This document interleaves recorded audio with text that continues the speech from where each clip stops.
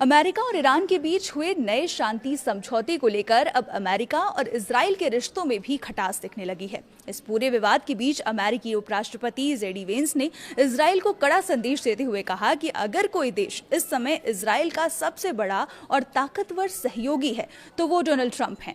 Trump के सिवा तुम्हारा कोई नहीं, हमारे पैसे से तुम्हें हथियार मिले।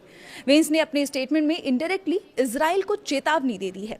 नमस्कार, आप देख रहे हैं न्यूज़ 18 का डिजिटल प्लेटफॉर्म और मैं हूं आपके साथ पल्लवी त्रिपाठी।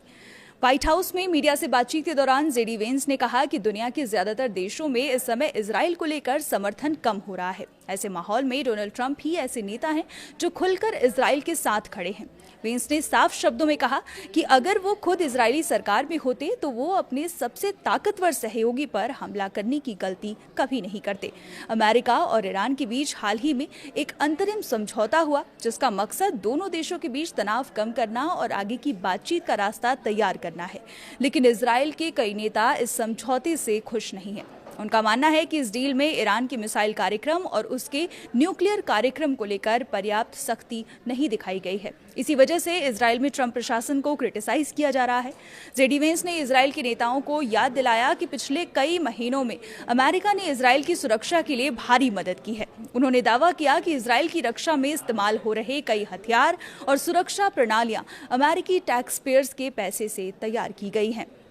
इसलिए इजराइल को ये समझना चाहिए कि अमेरिका उसका कितना बड़ा सहयोगी है। वेंस ने यह भी कहा कि इजराइल की सबसे बड़ी समस्या डोनाल्ड ट्रंप नहीं है। उन्होंने इजराइल को अपनी मौजूदा चुनौतियों और क्षेत्रीय हालात पर ध्यान देने की नसीहत दी, न कि उस नेता की आलोचना करने की जो लगातार उसका समर्थन करता रहा है, यानी कि ट्रंप।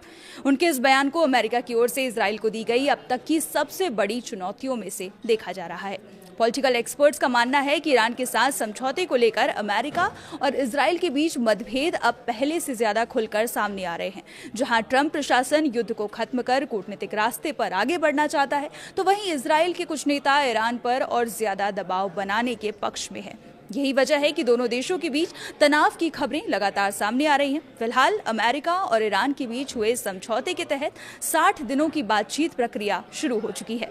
इस दौरान दोनों पक्ष कई महत्वपूर्ण मुद्दों पर चर्चा करेंगे। अब सबकी नजर इस बात पर है कि क्या ये समझौता स्थायी शांति का रास्ता खोलेगा या फिर अमेरिका, ईरान और इजराइल के बीच मतभेद और गहरे होंगे।